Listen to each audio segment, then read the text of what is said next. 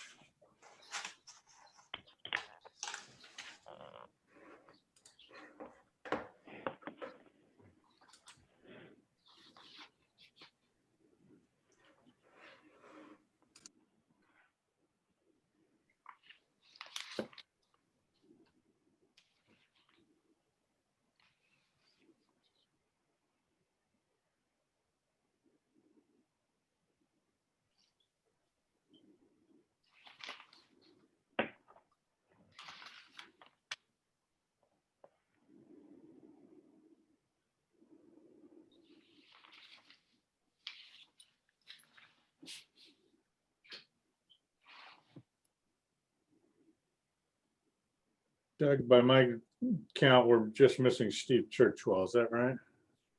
And actually, he Oh, just there logged he in. is. Yep, Speak of the devil, huh? you're all set. Good afternoon. Good afternoon.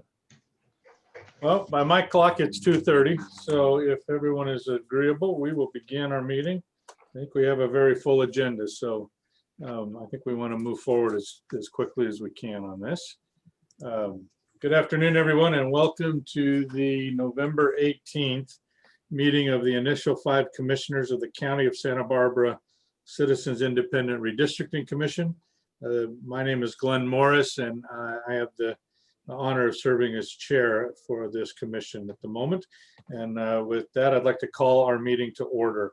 Before we begin with our agenda, I'd like us to review how the public participation process will work. And Mr. Johnson, if you could review that, please. Sure. Good afternoon. And folks that attend the last meeting, this will sound familiar, but we'll go through this each meeting. Today's meeting is remote virtual only through the Zoom webinar information identified on the public agenda. The meeting is being recorded and will be available for viewing on the internet at the county website, countyofsb.org/redistricting.sbc. Public participation during the meeting can only be done through the Zoom webinar link or by calling the phone number provided on the agenda. For those using the Zoom webinar link, please indicate that you wish to speak during public comment by selecting the raise your hand feature, and staff will call on you. When called upon, please state your name for the record. Attendees by phone can raise your hand by pressing *9. When it is your turn to speak, we'll announce you by caller ID or your phone number. And when called upon, please state your name for the record. We reserve the right to mute a microphone for profane, harassing, or offensive language, or for speaking beyond the time limit set. The time limit for public comment is set at 3 minutes for this meeting. Recordings of the commission meetings, agendas, supplemental materials, and minutes of the commission are available on the internet at the same redistricting webpage cited earlier, countyofsb.org/redistricting.sbc. We'll now proceed with the order of business for the commission, beginning with the roll call by district number. So District 1, Commissioner Katz. Present. District 2, Commissioner McClintock. Present. District 3, Commissioner Bradley. Here. District 4, Commissioner Gray. Present. District 5, Commissioner Morris. Present. All commissioners are present and accounted for. And Mr. Chairman, I hand off to you. Very well. Thank you. We will begin by opening up public comment.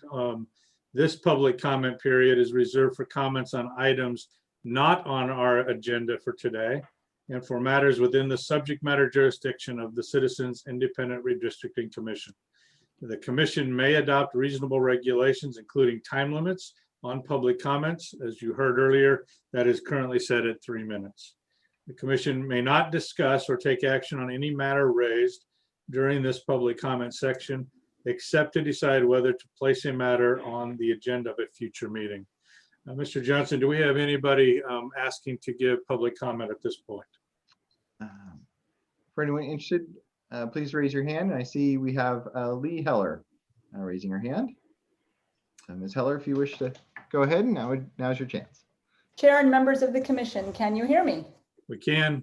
Great, thank you so much. I'm not sure if this will be incorporated in agenda item 9, since I know you will be briefed on the process for the selection of both the demographer and council. I just want to continue to raise concerns about the history of problems with your current demographer and encourage that this commission do what it is being asked to do with council with the demographer and choose your own and put out a request for proposals.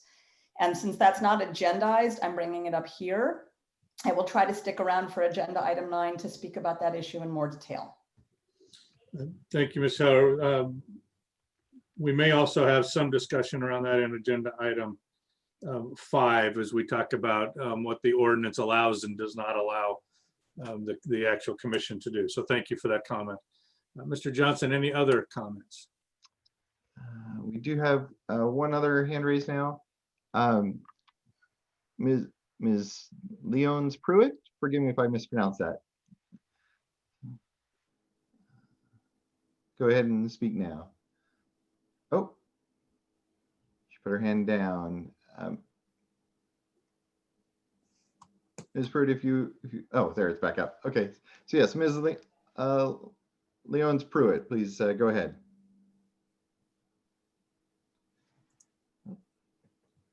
We can't hear you if you're. Okay, now I'm on mute. Good afternoon. Good afternoon, Lawanda. Good afternoon.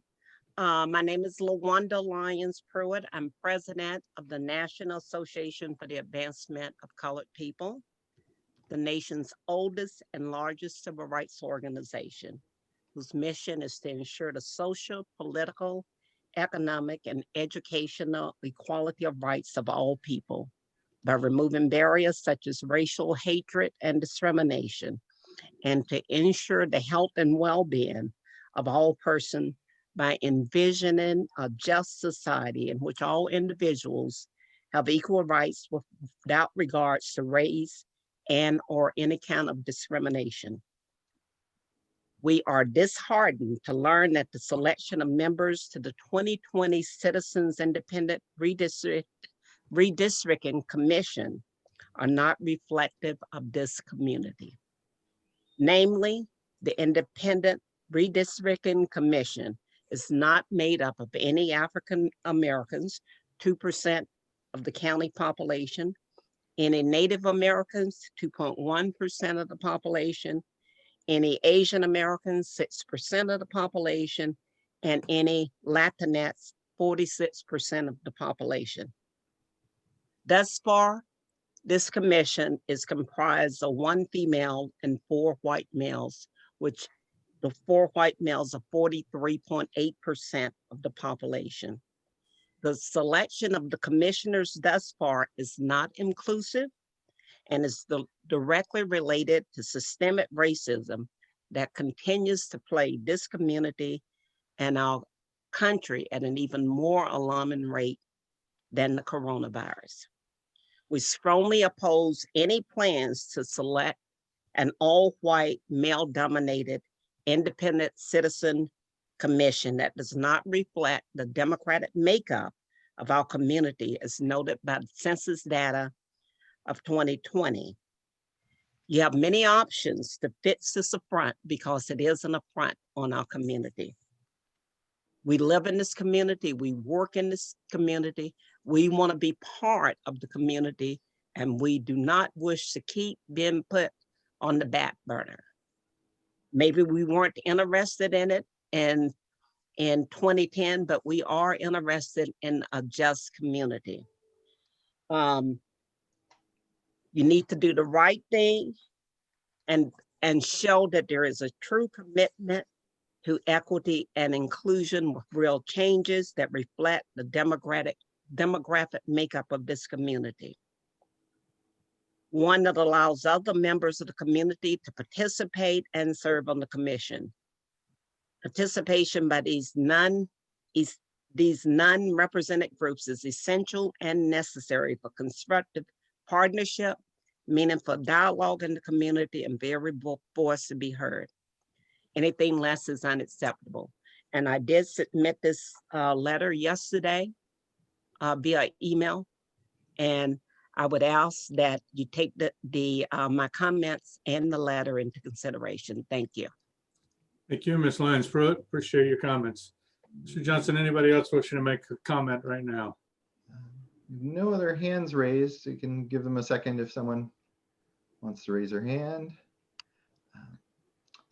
I would note, as was just mentioned, we did receive that letter from the NAACP and 3 other emails from residents, all of which are on the commission website with the agenda information. The emails were from Tommy Vo, from, forgive me on the pronunciation here, but Arushi Lakan Pai, and Alyssa Jane. And all of them address the same issue that you just heard about concerns about the diversity of the commission. And the full emails are available and have been sent to you prior to this meeting. So we don't have any other hands raised. So I believe that concludes our public comments. Very well, thank you. We will close the public comment period. Commissioners, I'll turn to you for any disclosure of ex parte communications relative to our work. And I'll start by indicating that I have none to report today. I've had none. Very well. Commissioner Bradley? I did have a phone call with Mr. Johnson regarding some questions I had about census issues that'll come up later. Very well. Commissioner Gray? I had none. And Commissioner McClintock? I had none. Very well, thank you. Next on our agenda, we need a motion to approve the minutes of our November 12 meeting. You've had a chance to review those. I'd take any corrections or a motion to approve. I'll motion to approve. Thank you. Is there a second? I Second. We have a motion by Commissioner McClintock, a second by Commissioner Gray. Mr. Johnson, would you call the roll? Certainly. District 1, Commissioner Katz. present. Did you want to vote yes or no, or just or abstain on the minutes? Aye. Okay, just want to be sure. District 2, Commissioner McClintock. Aye. District 3, Commissioner Bradley. Yes, to approve the minutes. District 4, Commissioner Gray. Yes, approve. And District 5, Commissioner Morris. Yes. Okay. All right, our next agenda item, item 5, is the discussion of the Santa Barbara County Independent Redistricting Ordinance, including a discussion about the commission's scope of authority. And Mr. Churchwell, I believe you're going to begin our discussion this afternoon. You're on mute, sir.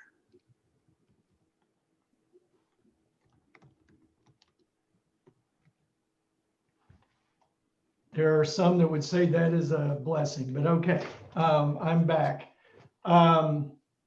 So the ordinance, I think everyone is familiar, both on the commission, staff, and in the community. And if not, we have a link to it on the agenda for today and also on the commission's website. And that is section 2.10.9A. And it's about 7 pages long. So it's not too much to read through. The ordinance doesn't, it gives the 5 of you broad latitude to select the next 6 commissioners. And we know a few things that we discussed last week. One is that this has to be done by December 31st.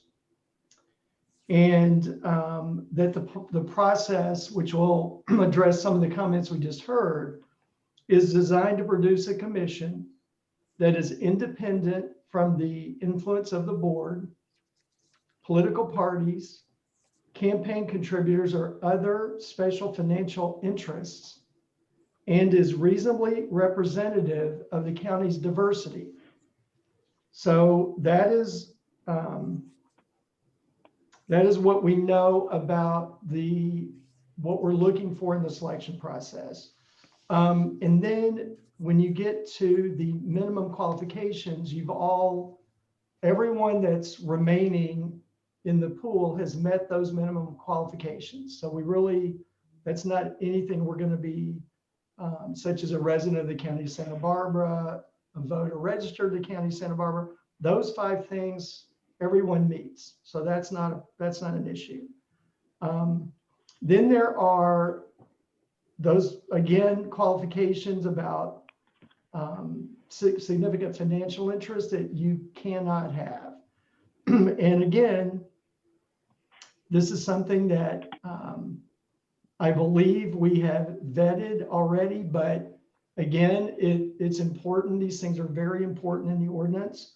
So we're going to make sure as we move forward that these qualifications are met by anyone that's going to be interviewed to be on one of the next 6 members. And so what it finally says to the 5 of you is that the 5 initial commissioners shall interview finalists for appointment, allow public comments, and make the appointments during a public hearing. And so those are the 3 criteria for doing what needs to be done by December 31st. So are there any questions on that part? Commissioner Bradley. I do have a question about how conflict of interest or potential for conflict of interest is defined. Obviously, if someone has a direct stake in redistricting or outcomes of redistricting that immediately and directly affect their own personal business, that's a fairly easy thing to discern if it's something that's discernible in the public record.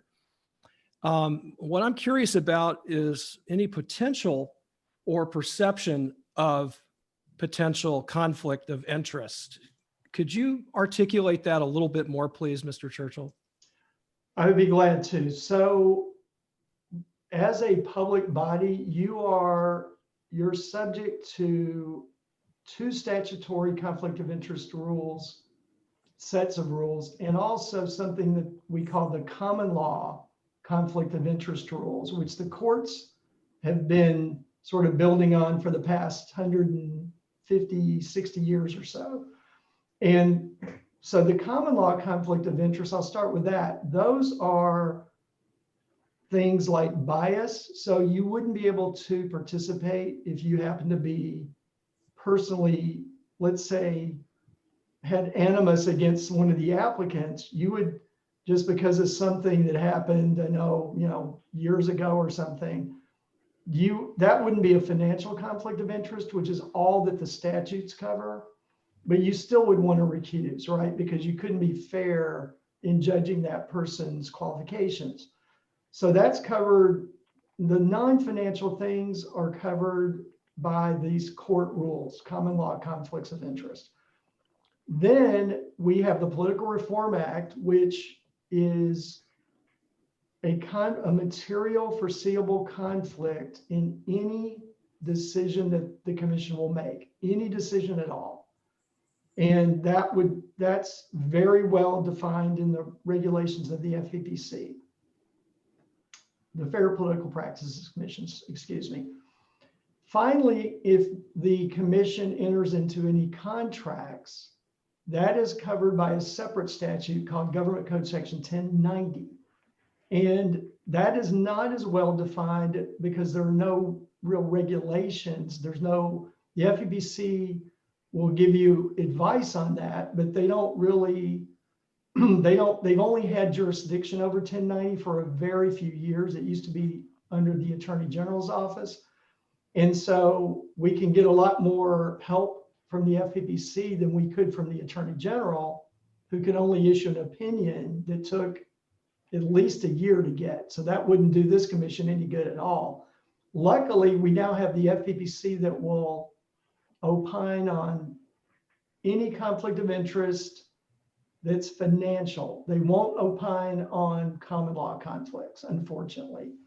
Maybe someday, but I can certainly help you with any of those issues, and feel free to raise those with me at any time. And just like the disclosure rules, that filling out your Form 700, that's why I'm here, is to help with any questions the commissioners might have about that form. Thank you very much.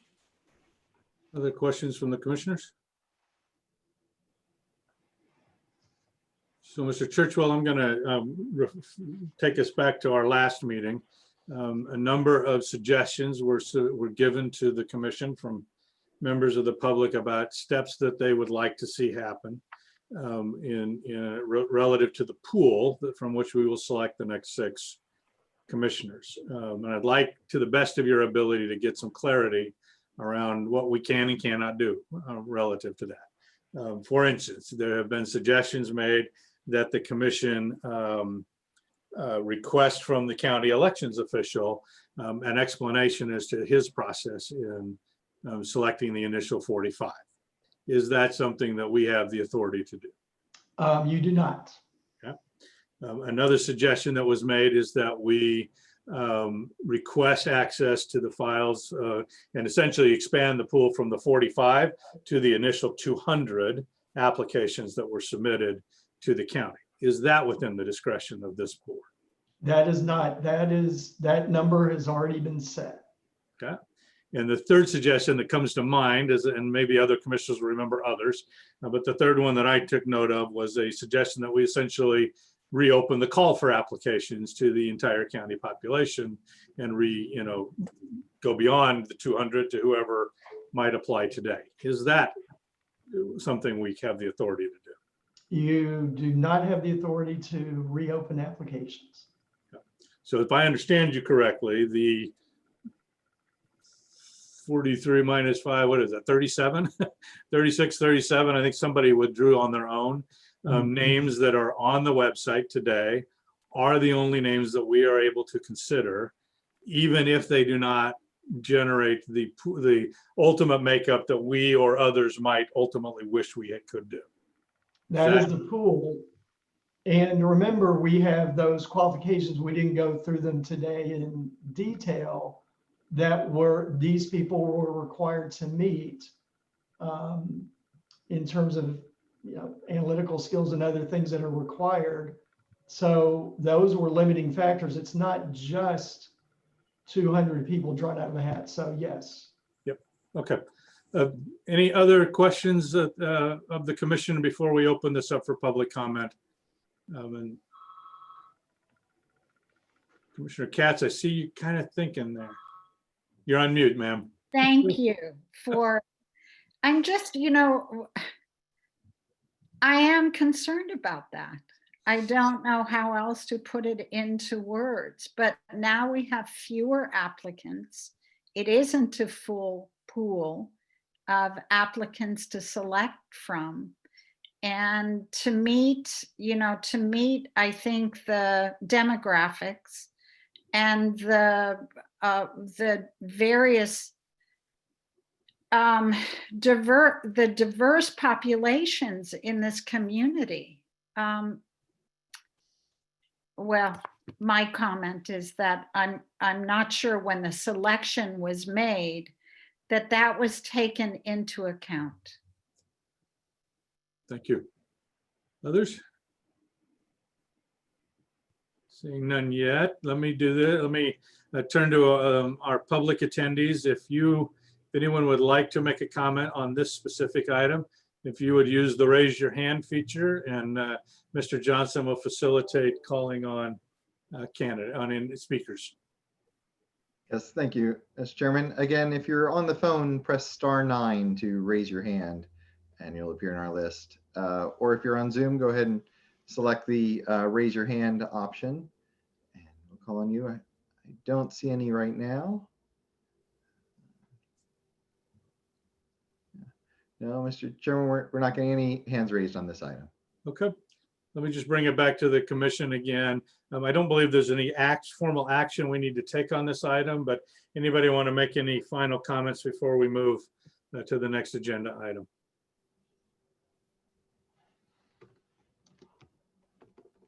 Very good. Mr. Churchwell, thank you for that. I do think it was important that we have as much clarity around what we can and can't do as possible. And Commissioner Katz, I think many share your concern. It certainly makes our job in the next step very interesting. And in fact, we're going to talk a little bit next about how we're going to try and do that. At our last meeting, Commissioner Bradley and Commissioner Katz volunteered to serve as a subcommittee to help identify or to recommend a process that the five of us could use in evaluating and recommending the next 6 candidates or ultimate commissioners.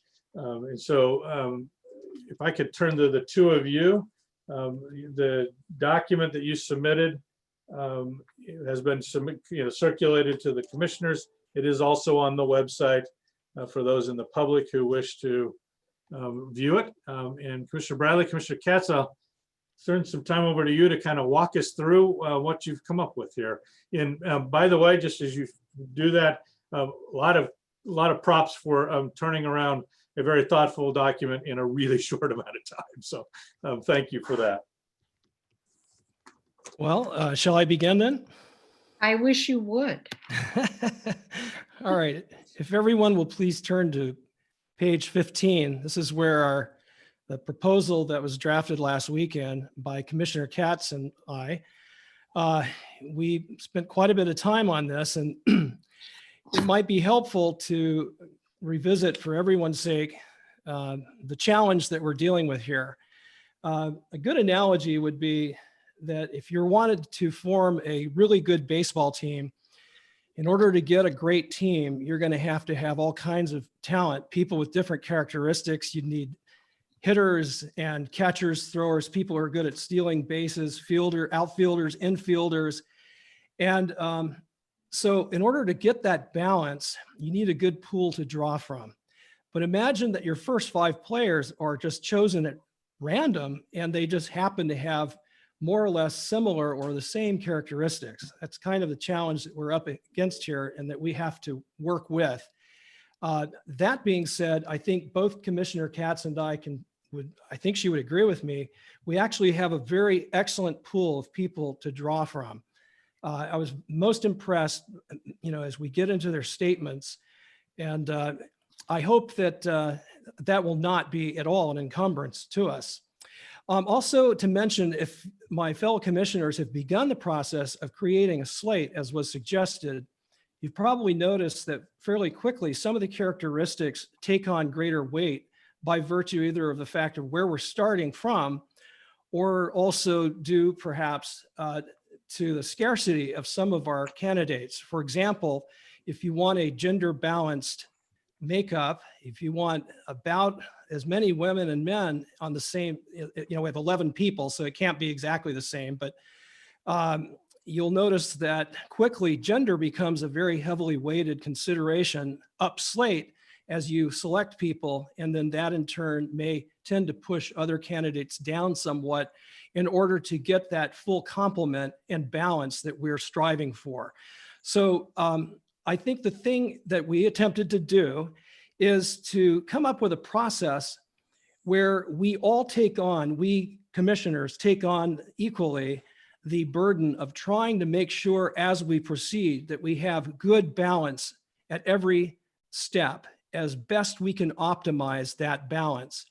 And obviously it's not going to be a perfectly matched balance just because of the numbers. It's a mathematical issue.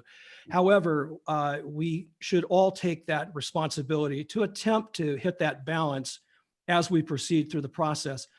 Also, we did put into this, per what we just heard from Mr. Churchwell, 3 opportunities, including the review of this process itself from the public to hear their input. And we hope that this will help settle some of the concerns that we've heard so frequently from members of the public, that they be included. And so we hope amply included and built in opportunities for the public to weigh in on this.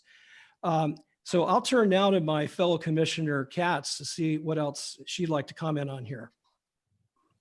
I just have to say, I think you did an excellent summary, and I agree. I think we do have wonderful candidates, and but the but comes with my concern about meeting all of the criteria and the priority that we have to balance this with making sure that there are X number of Democrats and that this takes a priority over other not Democrats, excuse me, other that comes out so easily, demographics. And if we have to sort of rank order, party of preference becomes a priority over other demographics. Wow. So that's more a comment. I'm just going to say everything else Doug had, Commissioner Bradley has said is a great summary. Shall I step us through the process now to get to the meat of the matter? Yeah. Please. Okay, so again, we'll begin here on page 16, and this is our first step where we are right now. I'll come back to this and bring it back to the chair for public comment and of course the comment of my fellow commissioners.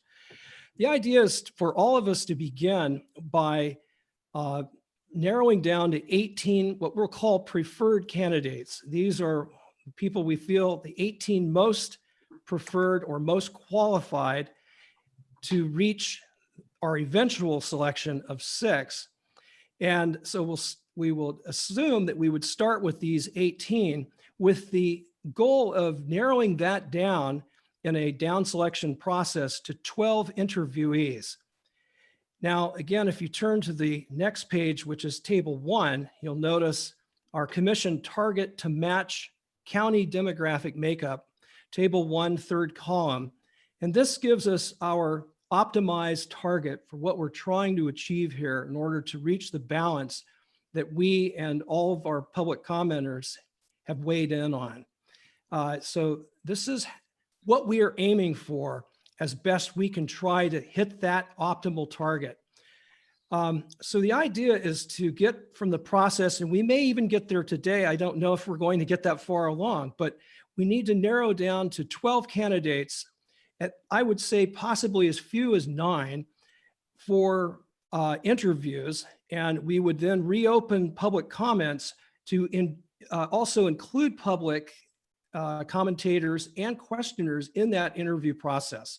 So we would ask our questions and the public also would have an opportunity to voice comments and ask questions of the candidates, those 12 candidates, at which time we would go back to our deliberations and eventually reach our 6 selectees. Those would be the people we actually choose. And of course, we need a 4 out of 5 endorsement from us, the initial 5 commissioners, in order to obtain those 6. You'll notice in the previous selection process, we recommended a 3 out of 5 commissioner endorsement process to get there a little more easily and quickly.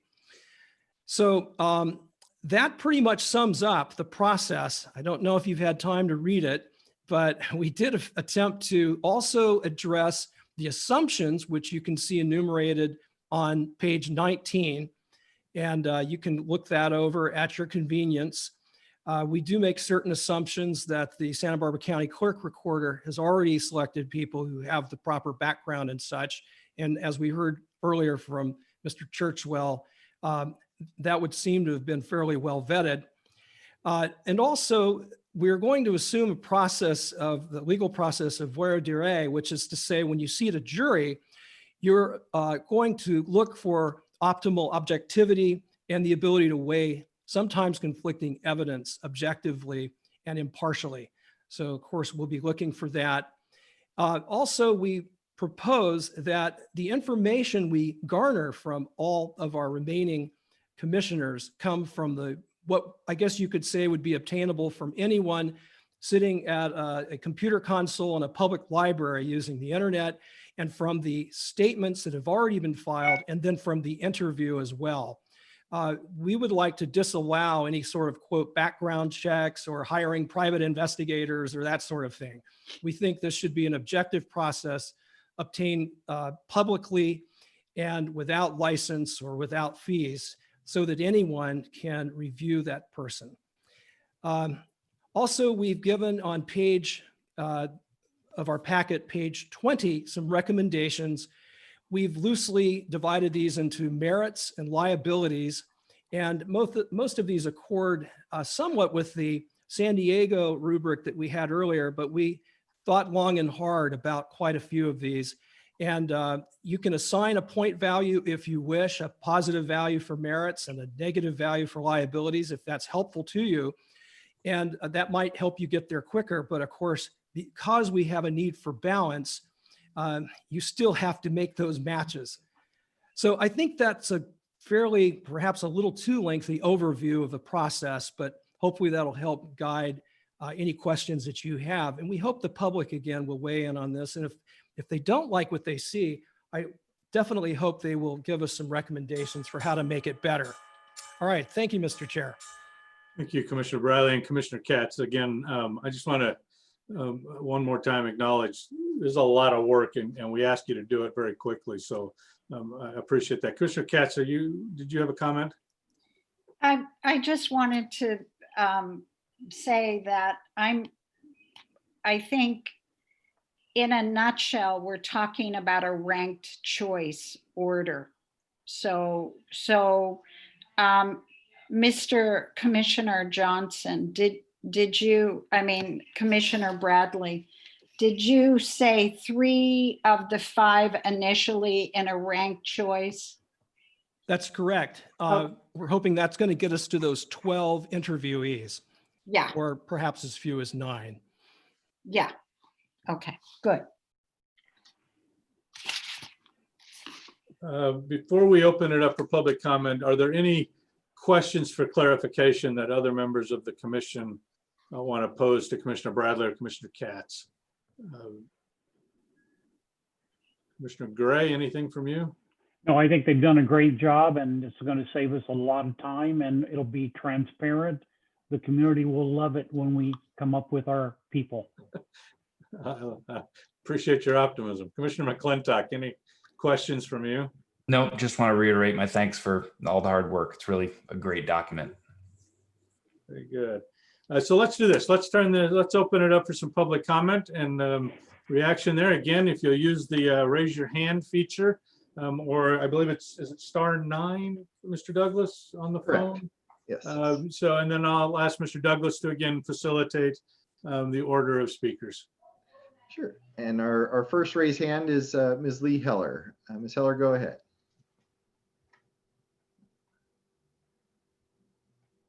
Oh, you're muted.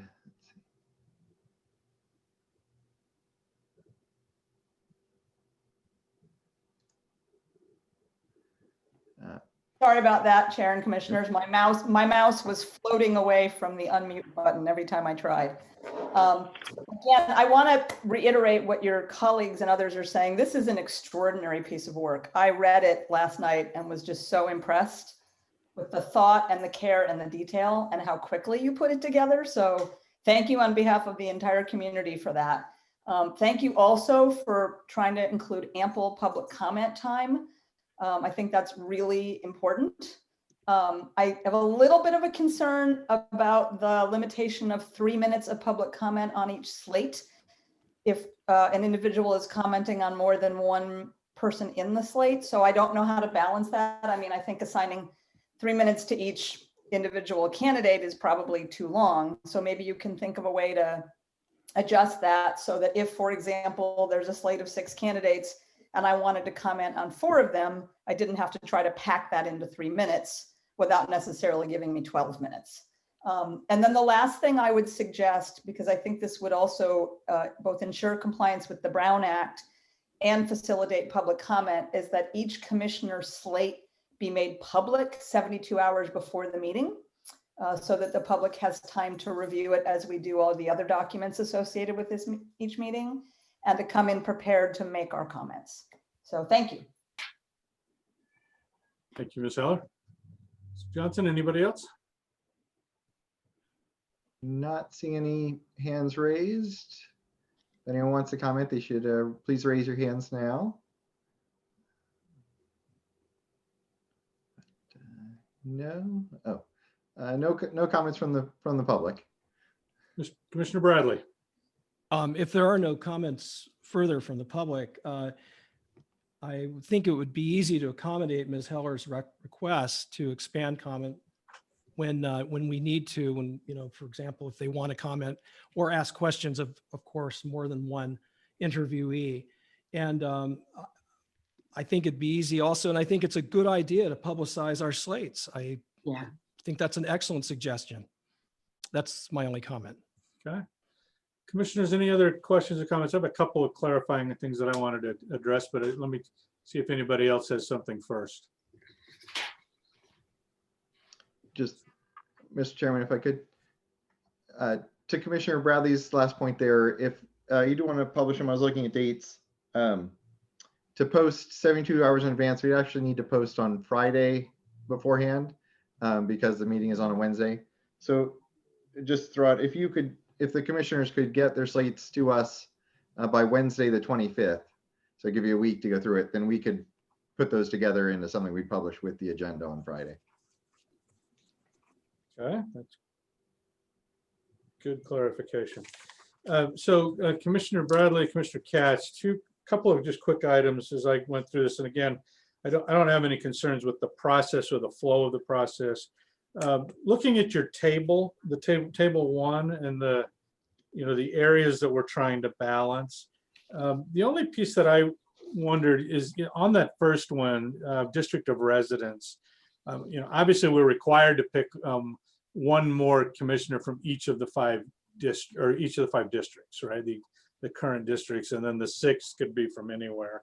I'm wondering if we want to go a little deeper than that, however, and really look at the balance among municipalities or sub-regions, right? It's not improbable as you look at the pool of candidates and the nature of the existing districts that you could end up with 4 commissioners from the city of Santa Barbara and none from the city of Goleta, for instance. This is one scenario. And I'm wondering if we want to call that out. Again, none of these are going to be the controlling factor, right? But if we're trying to balance 6 juggling balls, maybe a 7th. So curious as to your thoughts or other commissioners' thoughts about that importance of making sure that as many distinct communities are represented, more than just districts. Commissioner Bradley. I think we would need more granulated information about all of our candidates to do that. I mean, for example, none of us know where any of them live. I don't know, who lives within which city limits.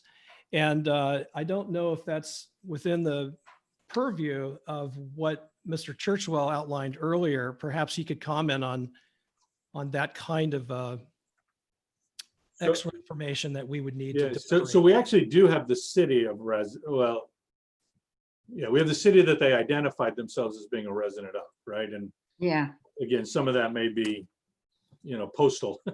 But if you look at the table that's included in the packet, that lists the name, district, ethnicity, it does list the city of record there. Were you also speaking, though, to communities of interest, that sort of idea? Or So I had just not geography? specifically in this point, I was really looking at, the 8 cities or the major unincorporated communities, right? So again, that, Santa Barbara versus Goleta versus Carpinteria, those are all, in the same districts.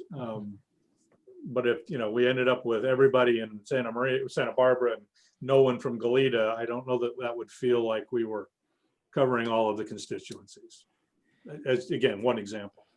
If I may add to that, also another issue, I brought it up last month in a email that I sent into the county, having to do with commuting, for example. We have some members of townships. I can give an example here from the 3rd district. We have quite a few people who commute to the 2nd district, and actually they spend more waking hours in the 2nd district than they do where they sleep at night in the 3rd district. And this also speaks, of course, to communities of interest. So I'm wondering if just residence is the weighty issue in this instance, if we're going to granulate by city limits or where in the city people live, and if it might be outweighed in some instances, at least, by where people actually spend most of their time. Okay. Any other comments around this question, Commissioner Gray? Well, I think the key here is where they live, because they're not voting in the district where they work. So I think where they live is the most important criteria. Mr. Johnson. Just to follow up on your comment earlier, there is the table of the pool members that is attached to the agenda materials, and it has been expanded with more info based on requests from last time. So that does include the city name. So you do have not just which district, but which city they're from. And then, I don't know if you've had a chance to look at the expanded demographics memo that NDC put together, but that includes both the expanded age data that people asked for last time and a map showing dots where each of the first 5 and where each of the remaining pool members is. So you do have that information if you wish to take that into consideration. Good. Okay. Other comments on that particular question? If not, I had one other, and that's just a clarification. And maybe Mr. Churchwell, you may need to weigh in. Commissioner Bradley, if I heard you correctly, I believe I heard you recommend that in step 3, the actual interviews of the, let's say 12, using your model, that members of the public not only be allowed to make comments, but to actively question individual candidates. Did I understand that correctly? Or would they just be commenting on, making a comment about the candidate pool? No, I actually, we talked to Commissioner Katz and I discussed this last weekend. We think that the ideal would be to actually allow the public to pose questions as well. Now that could be in written form to streamline the process, but to receive some kind of answers to their direct inquiries about specific people. So that's the intent. I don't know if that's legally allowable. Perhaps we should query Mr. Johnson and Mr. Churchwell on that account. Gentlemen, any input on that? Still muted, Mr. Churchwell. Sorry about that. Okay, I'll go back to what I read earlier. So this is from 4H4 of the ordinance. So it just says the 5 initial commissioners shall, and I'll just give you numbers that are not there, shall 1, interview finalists for appointment, 2, allow public comments, and 3, make the appointments during a public hearing. So I will just say, from my point of view, my opinion is that allowing public comments would not include that interaction that's contemplated. But that is my opinion. So maybe more broadly, commissioners, I think that raises the question as we get to those interviews.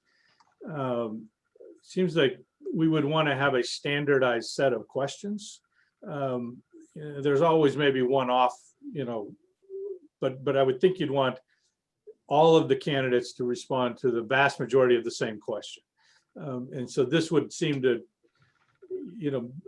would be difficult to manage if we were letting, kind of any random questions come in mid-process. So Commissioner Bradley, one idea might be that we ask if they have a recommended question, that be submitted in advance, and then the commissioners, perhaps at our December 2nd meeting, when we're narrowing it to the 12, we also spend some time agreeing on what the list of questions will be.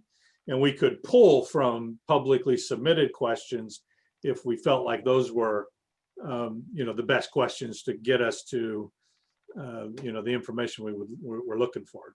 Does that feel like a compromise that works a little bit from what you were trying to do and what maybe we would want to do?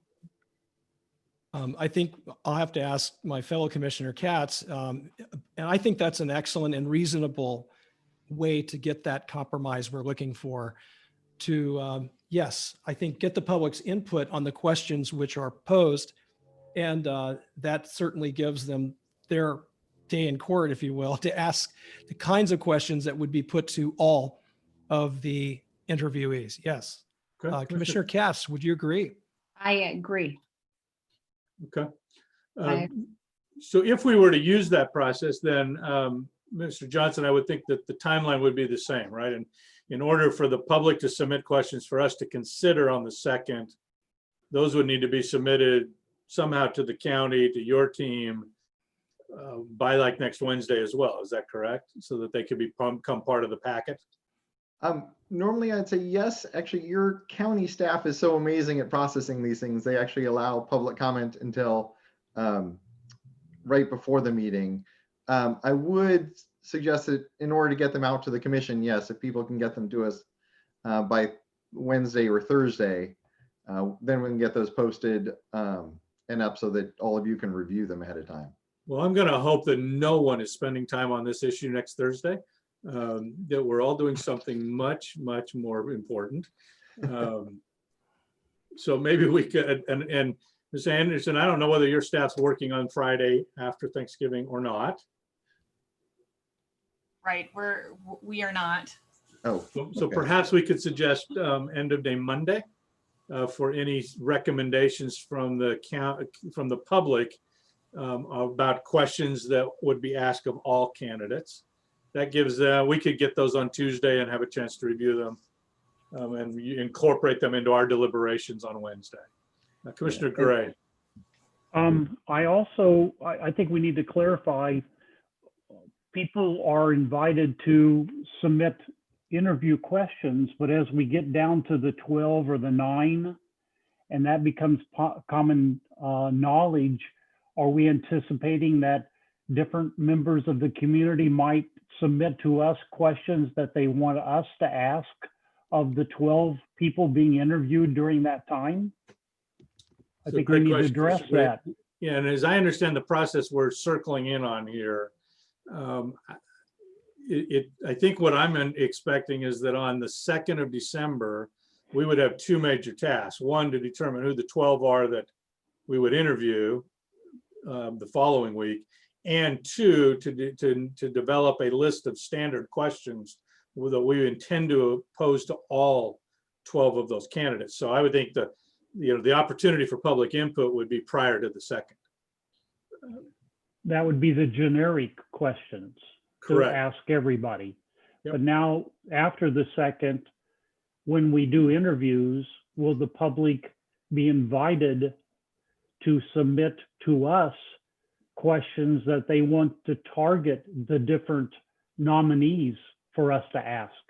what's appropriate there. So they would certainly be invited to make comments about those candidates. I'm not sure whether we would do that prior to the interviews or following the interviews on those nights, but somewhere in that process, they would be invited to make comments and maybe raise concerns. I don't know that we would want to add questions at that point because it would be hard to keep them consistent across all the candidates. So that's yeah. my thought. And, you know, just trying to clarify the process during that meeting, and Mr. Johnson may have to guide us here. During that meeting, will the comments precede us actually interviewing the candidates? So yes, they could submit comments electronically ahead of the meeting, and those would be distributed. And there would be the public comment period.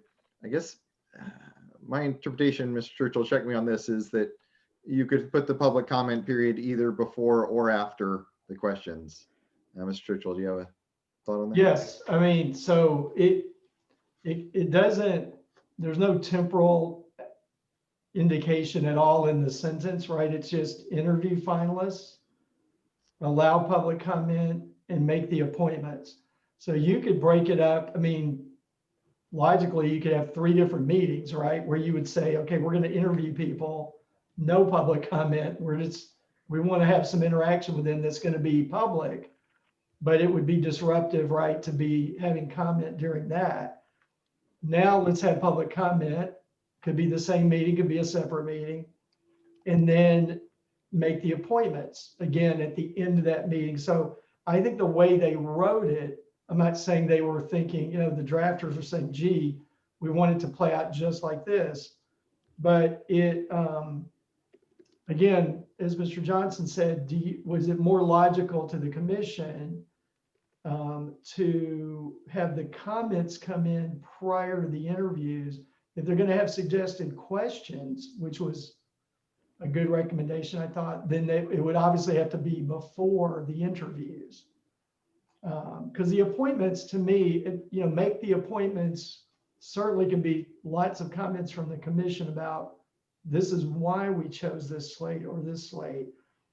But again, that's kind of more ministerial. I think at that point you've decided and you're just going to make the appointments. So yeah, before, I agree with Mr. Johnson, before or afterwards, whatever makes the most sense.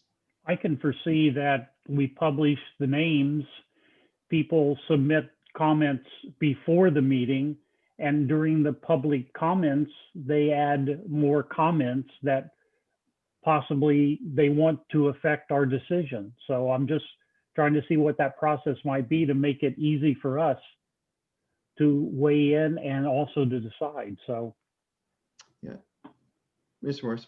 Yes, Mr. Johnson. It's, as was mentioned, it's up to you. I might suggest, just having been through similar interview processes, that it might make sense to have the public comment before you start your interview.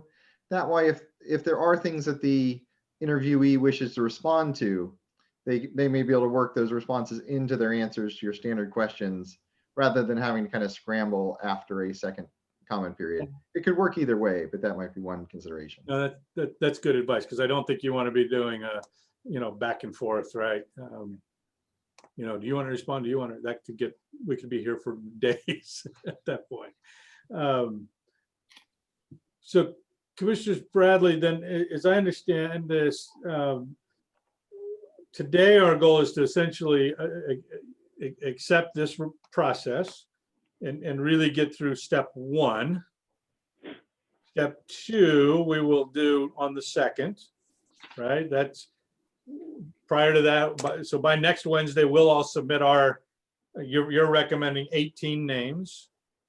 So that will all get done by next week. On the 2nd of December, we'll try to figure out how to get that 18 down to 12. And that's about as far as we would go on the set. And then we'll identify the questions. That's as far as we'll go on the 2nd. Then on the 8th and or the 9th, we will do the interviews and take of the 12 and ultimately come down to the 6. Is that how you see the flow? Yes, I think that's a good recap of exactly what we're proposing to amend and to come up with a complete process. It might be also instructive to the public to make sure they know that we're looking for questions that will be asked of all interviewees, not just one or two people. So I'd like to suggest that we do include some instructions for the public, just so that they know they can't just cherry pick questions for specific people only, that these will have to be questions that are shared in common with all of the interviewees. Right. And I would think we should also just clarify, in the sake of time management, we probably will not use all questions, and that the final list of questions will be agreed upon by the 5 of us, with considering those submitted by the public as well as commissioners, right? Mr. Johnson, is that prompt something your team could develop or produce for us? Certainly. The other piece, given the timing you were talking earlier about the holiday on Thursday and Friday, I want to throw out, I mentioned getting the slates from each of you Wednesday. If we get them from you on Wednesday, that means we won't be able to post them until Monday, just because there's no one to post them on Friday, obviously. So I was going to throw out, that works because agenda packet materials don't have to be posted 72 hours in advance. But the other option would be if you could get us your slates on Tuesday, then we could get them over to the county and get them posted on Wednesday. That cuts a day out of your review time, though. So I want to pose that to you as a question. Could I ask a question about how detailed our slate needs to be to show, what we were thinking when we made that selection? And I also wanted to say it's not 1 down to 18, it's the top 18. So I'm not giving preference 1 down to 18, 18 being my least, but just my.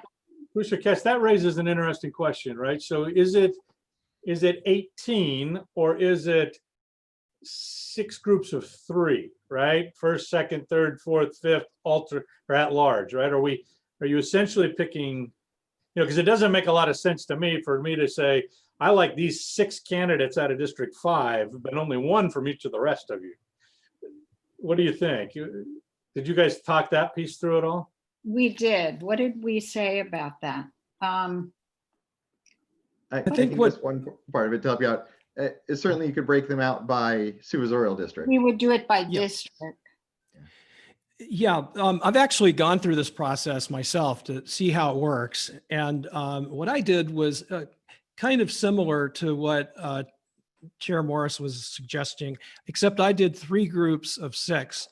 And I think that worked well because then you have your 5 districts and your member at large, and it works very conveniently.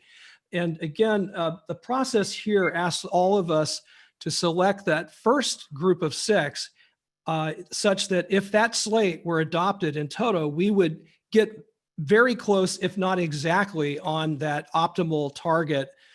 So that does put the onus on all of us to make sure the first 6 members that candidates that we list includes all of those demographic qualifiers as best we can hit that target. You're essentially doing an A, B, and C slate. That's a good way to put it. It's like an A team, a B team, and so forth. Kind of ranking them on, this is my A slate. I would, if that's it, we're good. Right. I see. Correct. So in that way, it's a rank order. So my top candidates, my top 6, that's, I'm having to review what we talked about, Commissioner Bradley, but my preferred slate, so would be these 6, and each one of us would do that.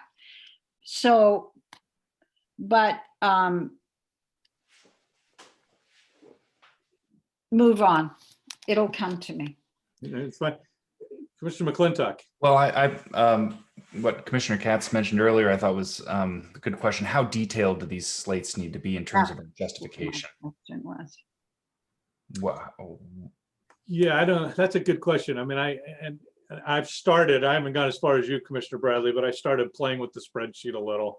And I don't know that I would envision writing notes on each member. I might do one around, here's my filter. This was the filter I applied and it resulted in slate A, slate B. Maybe a little introductory paragraph or something. I don't know, what do others think about how much detail you want to get into next Tuesday or Wednesday versus, the discussion that we'll ultimately have the following week. Commissioner Gray.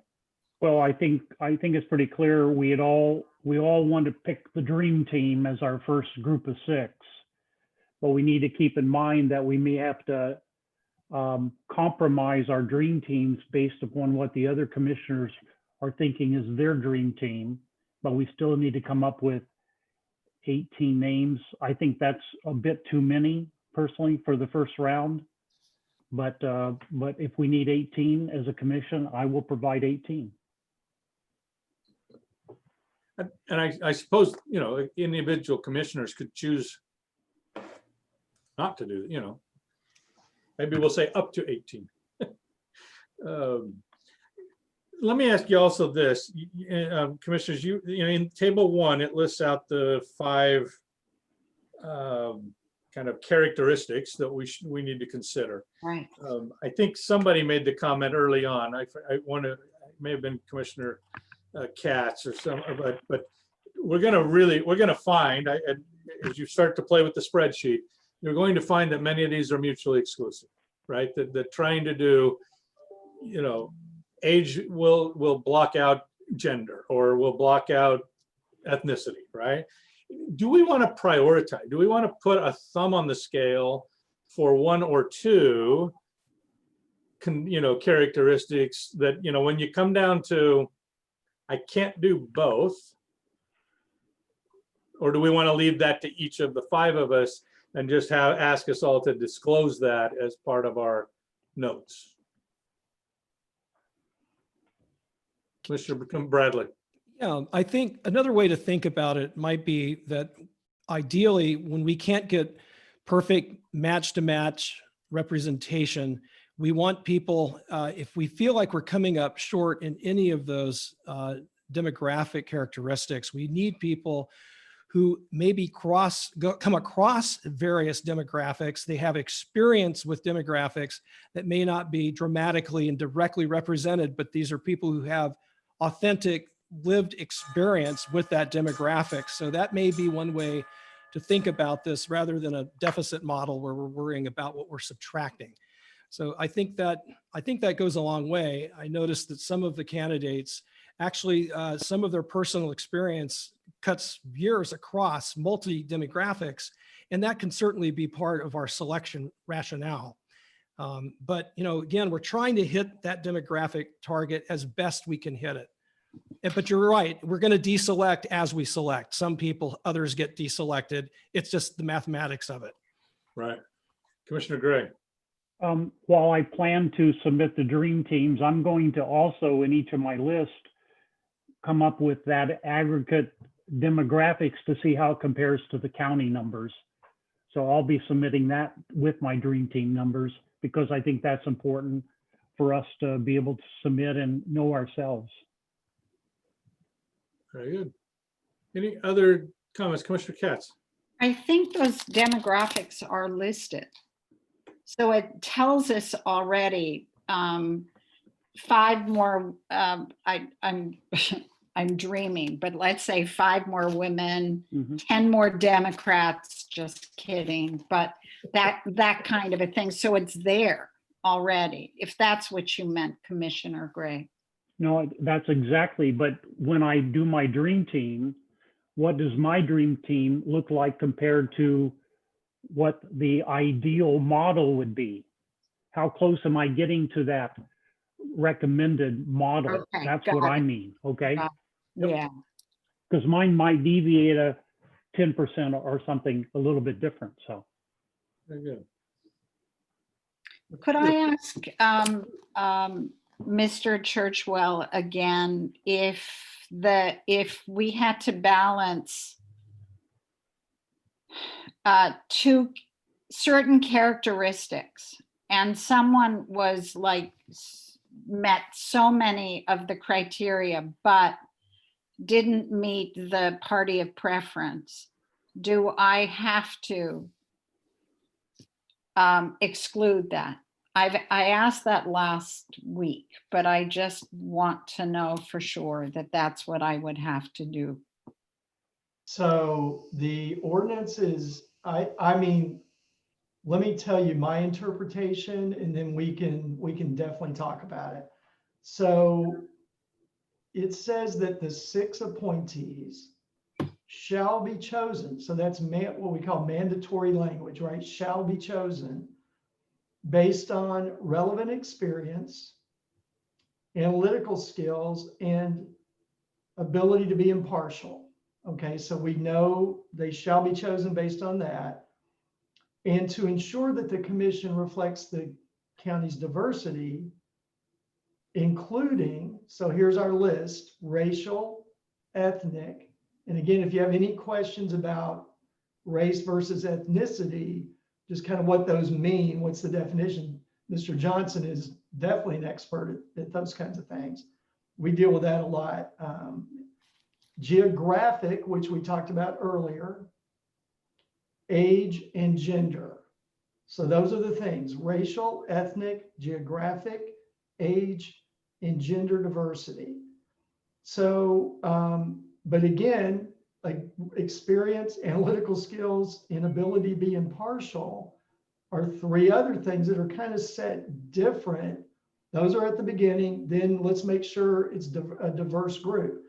Then we get to what I think you, Commissioner Katz, have been referring to. So I want to talk about sort of the weight that I would give to party registration. It's not in that grouping, right? The first 3 things about analytical, impartiality, and experience, it's not in the diversity list. What it then says is the 5 commissioners shall also consider political party preference. And then it goes into the things that we've talked about. And to me, that consideration, I would interpret it a little less weighty than the other shall be chosen based on. It doesn't say that. It says the commissioners shall also consider political party preference. So that's got to go into the mix. Can you quantify that differently than those other things? I'll kind of just throw it out there. I don't think you really have to, and you don't have to explain yourself, and you certainly don't have to put it in writing if you don't want to.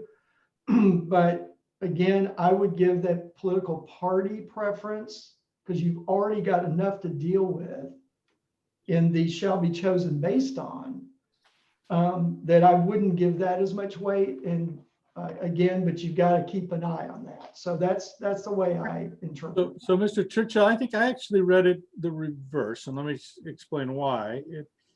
There's a sentence in between those. So it says reflect the diversity on the characteristics. And then it says, however, formulas or ratios shall not be applied for this purpose. So that seems to give it some flexibility on those issues.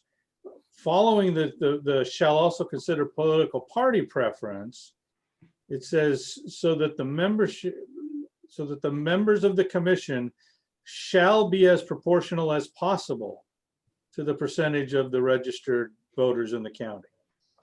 It doesn't. That one feels like they expect a closer adherence to the natural number.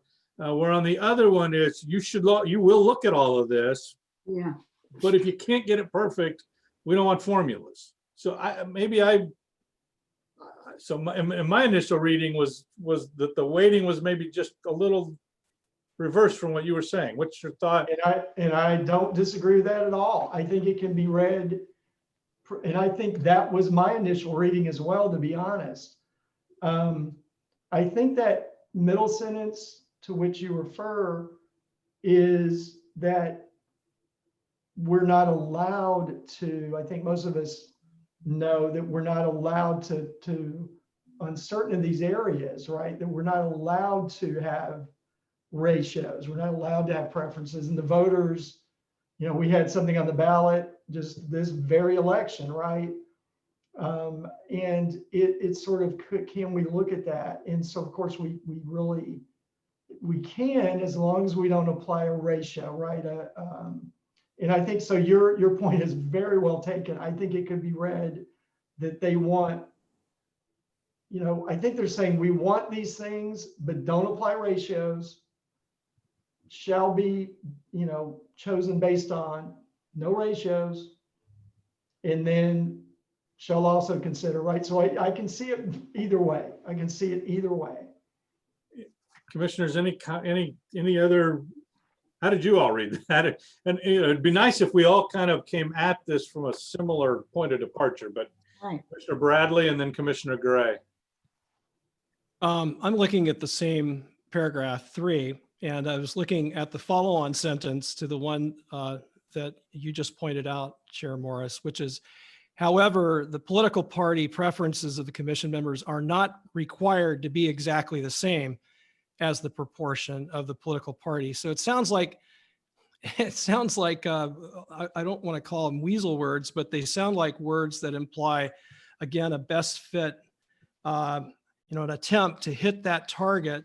But I also would urge my fellow commissioners to take into account all the commentary and the letters that we've received thus far. I haven't heard too many people complain or show overt concern about political party registration or representation. I've heard a lot about race and ethnicity. So I'm thinking that perhaps if we take some of the impetus from the public, that seems to be a much more weighty emphasis for a lot of the people that we've been hearing from. Okay, Commissioner Gray. I just want to get formal clarification. Looking at some of the applicants, one supervisory district may not show a lot of diversity.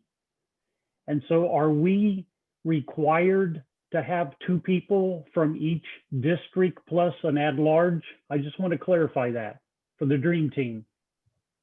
I don't know, Mr. Churchill, if you want to weigh in, but I think the answer is yes. I think so too, but I just want to hear it. Yeah. It is, yes. Well, Okay. and you raise a very good point, because there are districts where the remaining pool, I'm just looking at the spreadsheet now, the remaining pool from District 1, there are 2 declined to state on race and ethnicity, and everyone else is listed as white.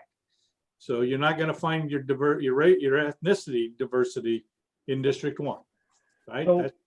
So with that, is it possible for the county to go back out to the 2 people that DTS'd to see if they're willing, if they'd like to provide a little more information? Because it might be to their advantage or their disadvantage. Is that possible? Commissioner Bradley earlier recommended that we, and Commissioner Katz recommended that we limit what we know about folks to what they submitted and what's commonly available by Google. That's my words, not yours, guys, but I think that was your intent.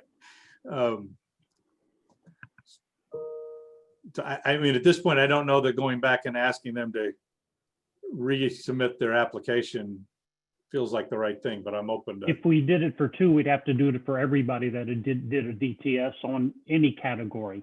Correct. Just so I'd ask the question. Yep. Commissioner Might come McClintock, up you've been later. awful thoughtful here. I'm just nodding in agreement. I think it's a good idea if we stick with the information we've been provided with. Okay. So that kind of brings me back, guys. Do we want to put a thumb on any of these characteristics as a group, or do we want to allow each of us to kind of, say, I'm going to weight ethnicity more than I'm going to weight geography, and as long as we kind of explain that in our notes, we'll all interpret it later, or do we want to have some consensus? Mr. Bradley. Really about accommodation and balance. Again, I went through this process myself. I spent some hours on it, and I find that the weighting part of it becomes less problematic than just accounting for what we're trying to get for our target.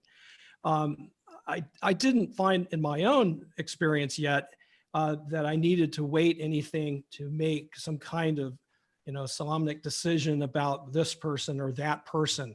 So now my fellow commissioners may find a different experience when they're building their slates, but it wasn't thus far for me a major concern. I think we can figure this out, and we may even get lucky. We may converge more quickly on candidates than we think. I wouldn't lay odds, but it's possible. Indeed. So if the Commissioner Gray. Again, I think if we had 2 dream teams, because we're looking for 12, we're going to converge even faster. Very good. If there are no more discussion points on this, I think I'd take a motion to adopt this process for selection of remaining redistricting commissioners. Point of procedural clarification. Commissioner I Bradley. think that would be an adoption with noted amendments. Very good. And I've That's been the taking notes. I think I'd be willing to work with Mr. Johnson and or Mr. Churchwell if they need any help refining those amendments as stated today. Very well. Commissioner Bradley, I'm going to take that as a motion. Do we have a second? I'll second. Second, Commissioner McClintock seconds. Mr. Johnson, would you do a roll call on the vote, please? Certainly. District 1, Commissioner Katz. Aye. District 2, Commissioner McClintock. Aye. District 3, Commissioner Bradley. Aye.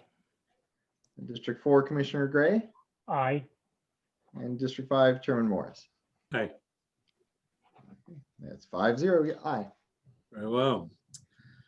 Next item on our agenda is a discussion, deliberation, and possible action regarding the county's census complete count efforts and possible undercount of the county student population. Mr. Johnson, did you have a report on that? Just very briefly, this Commissioner Bradley had raised a question about the student populations in the census. And I did have a talk with county staff who shared information that there was a very active county complete count committee that had a representative from UCSB and considerable participation from the universities on how that was addressed and the steps they took on that. Unfortunately, I wasn't able to arrange for someone to come to this meeting in time for this one, but we will attempt to get someone lined up to come and speak to you at the December 2nd meeting. There turns out there's a lot of complicated factors about whether they're counted as group quarters or if the students are individually surveyed and things like that. The one piece of good news that did come out of that already is that we did learn the Complete Count Committee and UCSB in particular did message all their students saying, even if you've temporarily gone home for COVID reasons, under the census, you should still be counted at your campus address. So they did aggressively ask the students many, many times to respond at home. So the goal is to get more details like that to give you more information on what's going on and then prior to considering any actions you might want to take. Thank you. And I would maybe just suggest that since it's not necessarily urgent for our December 2nd action, that maybe we pin this up as something that we want to come back to, but not necessarily at the next meeting. Commissioner Bradley. A quick question of clarification for Mr. Johnson. Did other large resident colleges in our county also conduct similar sorts of actions? For example, City College has some resident students who come in from outside the county. Allen Hancock College and Westmont, have they been queried as well? So the goal is to reach out to the Complete Count Committee that was liaising to them. We don't yet know whether there was actually a representative of each school on that committee. There may very well have been. So we at this point, we just don't know how engaged each of those schools was. Hopefully they each had a representative who was talking to that committee and participating. Do we need to agendize that for, say, January so that we get closure on that? Yes, we can certainly schedule. I'm sure the folks from the committee will also appreciate not being asked to come in right after Thanksgiving. So that may be better for them too. But we can certainly, we'll get in touch with them now and let them know that once we have a January date, we'll be asking someone to attend. Thank you. Very good. Commissioners, if I could, I want to ask your indulgence, since item number 8 is really about us, and item number 9 may be of more interest to the folks watching what we're doing today. Would there be an agreement in flipping the order of those 2 items? Would that be Yes. acceptable? Yes. Very good. Then let's go to item number 9, the briefing on the county's process for selection of the demographer and legal counsel. And I believe, Ms. Anderson, you're going to get to turn your mute off and join us in this one. Good afternoon, Mr. Chairman and Commissioners. I'm happy to provide a background on both professional services agreement for demography and independent counsel. County policy allows for departments to procure services under $200,000 in cost directly with a qualified vendor without an RFP or board approval. Both agreements for demography and counsel are $100,000 or less and fall within that purview. The one difference for counsel is that attorney litigation services must be approved by the Board of Supervisors. Hence, the counsel agreement was taken directly to the board.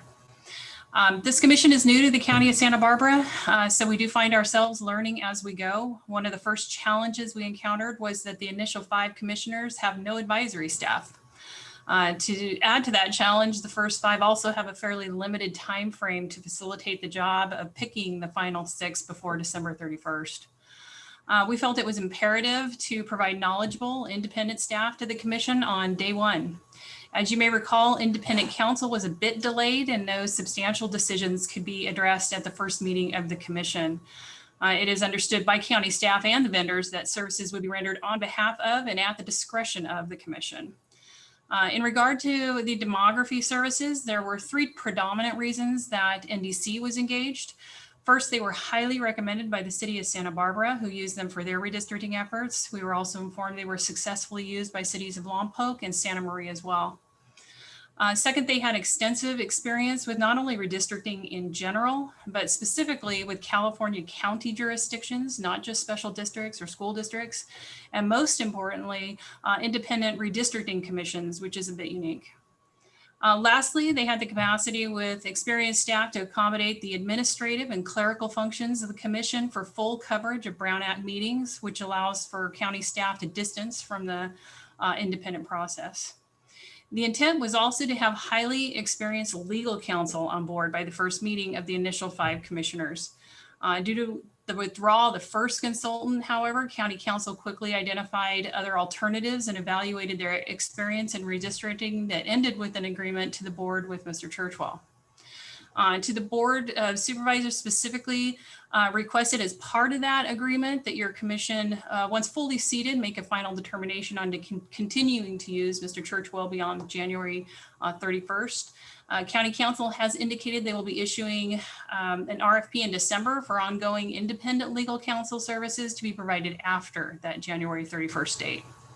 So that's an overview of the county's process to date to engage support staff to the commission, and I'm happy to answer any questions you may have.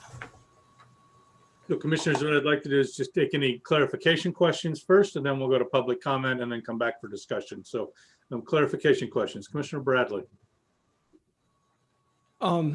Ms. Anderson, I wonder if you could articulate a little more. You said that NDC has a good record with Santa Barbara County, and they seem to have special expertise here in the state of California. Could you articulate that a little more, the kinds of work they've done? I know there were been concerns raised about some problems, real or perceived, outside the state of California. And I wondered if you feel confident from your point of view that they know our county well enough to be an effective demographer for what we're trying to do here.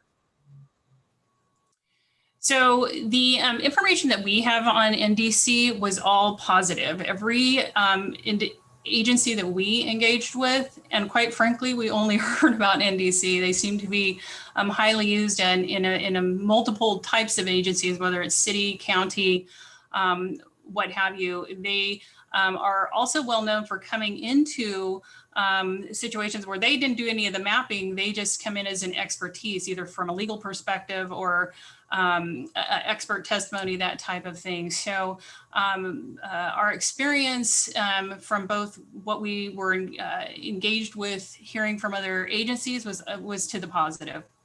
And extensive experience in just various different areas. Primarily what we are looking for is California counties. There's demographers that are out there, but in not many, quite frankly, that really have only exposure to like school districts and smaller district type activity.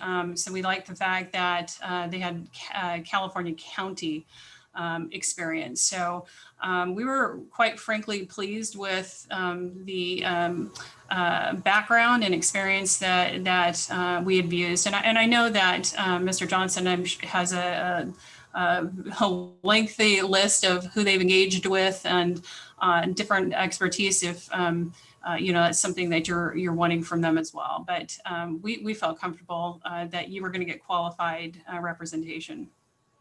Thank you. Other clarification questions? If not, Mr. Johnson, we'll open this up for public comment. If any members of the public wish to make a comment on this item, please use your raise the hand feature, and we'll ask Mr. Johnson to facilitate the order of speakers. Thank you, Mr. Chairman. First hand raised was Ms. Heller. Ms. Heller, please go ahead.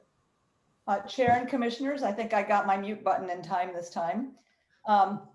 And I want to begin by recognizing the county has a lot of other stuff on its plate right now. So any expectation that they would have put out RFPs or done a lot of research on alternative demographers is probably not reasonable. So no blame attached, but I think there are some serious concerns about the competence of NDC. And we're talking in California. So there are several articles about their work that include a judge calling a map for Martinez, California, a gerrymander that verges on self-parody. That's in the Mercury News. There was a Martinez, California lawsuit that shows the redistricting map that's so gerrymandered. And if we're trying to get away from that, I'm concerned about using a demographer that thinks gerrymandered districts are a good idea. And the same thing then sort of led into Roseville, California, having significant challenges as well. In Contra Costa, they drew lines that had to be redone because the court found that they intentionally weakened the voting power of Latinos, and that they tried to get a redistricting plan passed without community input. So I kind of think we can do better, and I would hope that the commission would do with a demographer what they're being encouraged to do with council, which is not just take what they're given, but make a deliberate decision about whether or not to accept what you currently have or look at alternatives. Because if we can do something better where we have less of a risk of this kind of gerrymandering and incorrect data and the risk of lawsuits, I think we're all better off. Thank you. Thank you, Ms. Heller. Okay. Our next comment is from Ms. Teton Landis.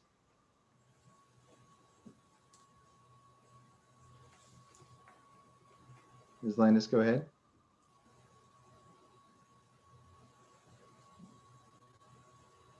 It doesn't show as mute, but we can't hear you. There we go. She's coming in. All right, I just saw the unmute. Thank you. I'm just surprisingly piggybacking on what Ms. Heller just said. I spoke last week about my concerns regarding National Demographics Corporation, in which I mentioned the county signed a contract with National Demographics Corporation behind closed doors and without requesting proposals from other demographers. And I understand that the county has a full plate. Unfortunately, just last year, NDC and their principal, Douglas Johnson, was found to have fabricated data to support a Republican redistricting plan in North Carolina. And besides that example I used last week, again, Contra Costa, and in Contra Costa, NDC drew lines that had to be redone because the court found they intentionally weakened the voting power of Latinos, and I just don't think that would sit well in this county. So I want to thank you for listening to public comment, and I believe a decision was made to look at other demographers after you create a full commission. And I would suggest that you not wait to gather information on demographics, but to begin to research now. Just this week, the city of Goleta has issued a request for proposals for demographers, as has the Goleta Water District. So I want to encourage you to either create a request for proposal now so that you will have a full 11-member commission that'll be ready to go to interview other demographers. And of course, I assume that National Demographics Corporation would be part of that pool. I also want to quickly thank Commissioner Katz and Bradley for their work presented today, and to all of you for your willingness to engage with the public. Thank you. Thank you, ma'am. Mr. Johnson, any other speakers? We currently have no other hands raised. If anyone wishes to speak, please raise your hand now. We have no other hands raised. Very well. Commissioners, I'll bring this back for discussion and recommendations from the members. Mr. Gray. Since this is a new process of having public servants or civilians doing the redistricting, I'm going to assume that these other court cases, these other disputes were probably handled in the old paradigm where politicians were more involved in the redistricting. I know that we're not angels walking on earth, the 11 of us, but I suspect we'll have a little more control than politicians who have been trying to do this in the past 200 years. I would refer that to Mr. Johnson. Yes, Commissioner Gray, whenever the commission feels comfortable, I can give you a lot more background. This is a new paradigm for Santa Barbara County, obviously. As Ms. Anderson mentioned, we have worked with many commissions. And I should just let me clarify one basic thing. No NDC drawn plan for any local jurisdiction has ever been rejected by a court. None of them. And we've drawn over 250 projects. What's happening is a lot of people are getting confusion between expert witness work, where I was brought into something that was already in court that wasn't an NDC project, or we've had a couple of quotes now from Martinez, where the judge didn't like the map, but he fully upheld the map as legal and meeting all legal requirements. So I'm happy to go through a lot of detail, but there is a lot of confusion. But the one key thing to keep in mind is NDC has been through 250 of these projects, and none of our local government adopted maps has ever been rejected by a court. So at a basic level, that's a key thing. And I can give you more information on this if you're interested now or whenever. Anyone else? Mr. Bradley. I'd like to recommend that we forward this item to our January agenda and maybe revisit. And because we have other things that we have to do with seating our full commission first, I think we would do well to get the full input from a full commission as far as getting evaluation, interpretation, and analysis of whatever other alternatives we have, and then to consider perhaps as a voting item, whether to issue another RFP for new demographer and or council. And I think we're going to need more time to take this under serious consideration and give it any real attention that it deserves. So I don't see us doing that quickly. I think that's something that would require at least we won't be able to get to it probably until January, which actually also coincides with when we're going to begin getting demographic data. So perhaps we can make some comparisons that way as well about who actually has the best or most current data and has vetted it most thoroughly and robustly. So I think we do well to agendize it later and give it the attention it deserves. Obviously, a lot of people think it does deserve some more attention. Thank you, Commissioner. Commissioner Gray. Just a clarification. I know we want the data as quick as we can in 2021. For Mr. Johnson, what's realistic? Is March or April realistic? What do we really think the dump will occur? We are hoping, well, there's two sets of data that, really three, but two main ones that you'll get. One is the American Community Survey data. That is all your socioeconomic numbers on income, citizenship, education levels, all those kinds of socioeconomic factors. That is scheduled for release in February, hopefully early February, but there's not a specific date.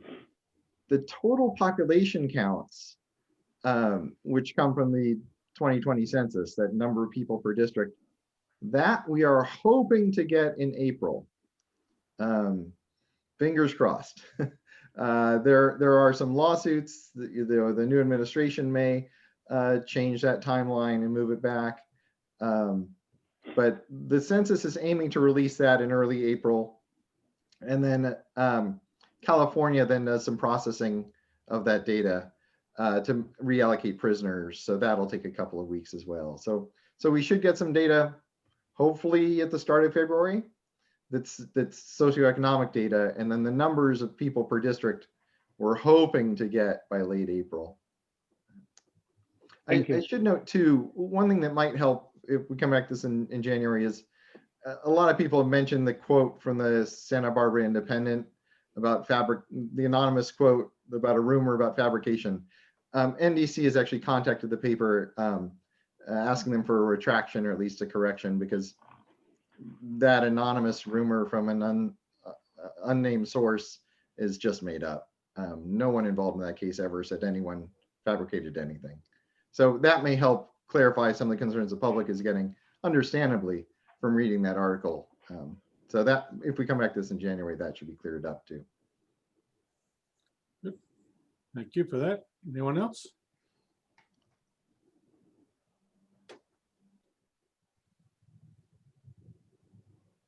Mr. Anderson, any kind of closing comments on this item from you? Mr. Chairman, just happy to facilitate anything that the commission is needing done. Okay. Well, I think we have a recommendation from Commissioner Bradley to delay action on this until the full commission is seated. I don't know, Commissioner, is that a motion? I'm getting a nod yes. Is there a second to that? I second. Commissioner Katz seconds. Mr. Johnson, let's do a quick roll call vote. Okay. District 1, Commissioner Katz. Aye. District 2, Commissioner McClintock. Aye. District 3, Commissioner Bradley. Aye. District 4, Commissioner Gray. Aye. District 5, Commissioner Morris. Aye to reschedule. Okay. Commissioners, I think that then means we need to step back to item number 8, a briefing on the FPPC Statement of Economic Interest, lovingly known as Form 700. Mr. Churchwell, I believe you're going to lead us through a discussion here. So years ago, if a new local or state agency were created, they would have time to create their own conflict of interest code and promulgate that and adopt it. And then, and only then, would the board and the designated employees file a Form 700. But that changed when the legislature, of course, there were problems with that, and agencies weren't adopting the code at all. It took decades, and then no one was filing. So the bottom line is they decided that that you that are the initial 5 have 30 days from your appointment to file your initial, what we call assuming office statement.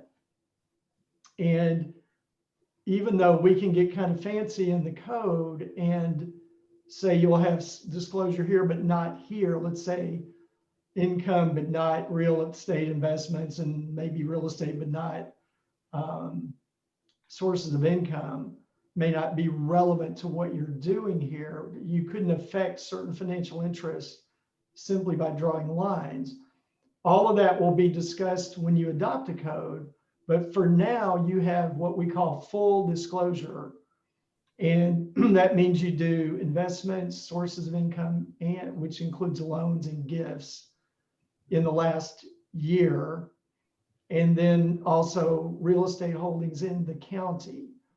So what I'll just say to keep this as short as possible is the form that you're going to get, or maybe you've already seen, is electronic, which I consider to be easier, and it certainly is easier to file, and it definitely is easier for the public to access. So it's kind of a new thing, and it's a good thing. But trying to find the instructions and everything. The FEBC has a really good booklet on how to fill it out, but you'll still have questions. I think for those of you who have never done it, you definitely will. Some of the schedules seem repetitive and others seem to be missing altogether. So hopefully everyone has my email address and my phone number, and just feel free to call at any time if you just want to ask any questions. I've gone through this so many times, I can't even tell you. And so anyway, that's what I'll say on the Form 700, and we need to get those. The deadline, I don't really know when you guys were sworn in, but I think we're coming up on the 30 days. Ms. Anderson, do you have that? Can you look up the date that, I don't know if this is triggered by the district attorney selection or by the day we signed the oath, but if you could identify that. While she's looking that up, any questions from commissioners? I signed on the 20th of October. That means you have 2 days.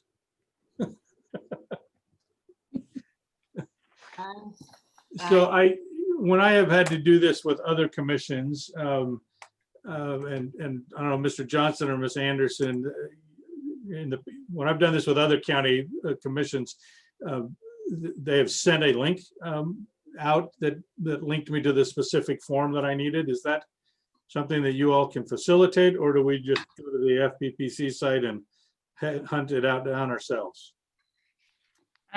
Thank you, Mr. Chairman. So we are trying to get you on, or the commission, as part of the I think it's e-disclosure or something through our clerk recorder. However, typically they require an adopted conflict of interest code.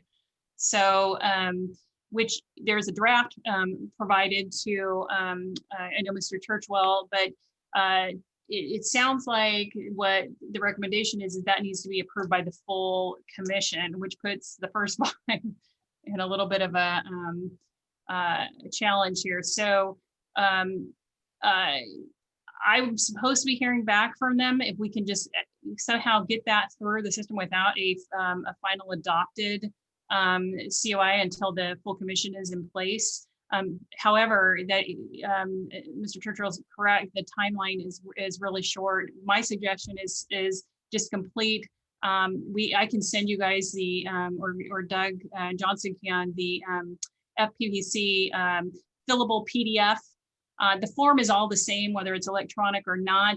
But the ideal situation is to get you guys on the electronic version, even if it's after the full commission's in place. So to get you legal, let's just get the paperwork in. I will have to, Mr. Churchill, we'll have to work together to figure out how that gets submitted so that we're legitimately identified, I think, as the Independent Redistricting Commission. So we'll get that through if you guys can get them completed and submitted back to us. So just real quick, what I'm hearing is you're going to send us a fillable PDF form. We should fill that out and return that to whoever sends it to us. Yeah, and you'll then process it on to wherever it goes. You can send that to me, and that way the county has them, and we have the final record of all the commission's records. So send them to me, and then we will get those recorded however they need to be with the FPPC. Okay, Mr. Johnson, you had a comment, and then Commissioner Katz. Just to note, the fillable PDF form is in the agenda packet materials that you received for tonight. So if anyone has any trouble finding, let me know, but you should have it in those materials. Thanks. Look at you thinking ahead. Way to go. Commissioner Katz, did you have a comment? Yeah, thank you for the 45 pages you said. It's a whole lot, but when you say send back to you, Ms. Anderson, in what form? In the mail? because You know what? I don't know if I need a wet signature. We'll get an email out to you guys with everything tomorrow with exact instructions, because I don't know if I need a wet signature on that or a scanned version back would suffice. So let me follow up on that and find out. and the actual due date is yesterday. Well, I'm gonna guess, and I'm sorry, I'm not an expert in this particular field, but it's when you did your oath of office, that probably gives you is when you're actually taking the oath of office into the commission itself. So But within days. yes. Yep, very good. Any other comments on this item? Yeah, Okay. I'm a little concerned because I did my oath October 19th. So it's due tomorrow. So you'll want to get it in as soon as possible, correct? That didn't, as soon as possible. Yes. Can I So tomorrow, just add? we need to, Yeah, go ahead. Right, but we're just, well, if I could add, I've represented so many new public agencies, and if it may, I mean, again, this is a very new rule that you guys have to do this within 30 days.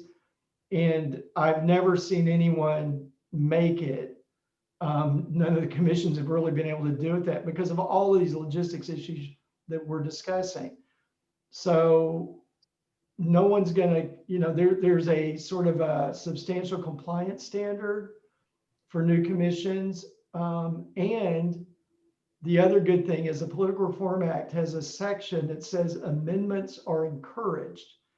And so what I would say is don't go for perfection when you file. If you have things that might be a little more complicated, we just need to get it filed and then we can amend. We have a little more time to amend. So that would be, I think, the way to do it.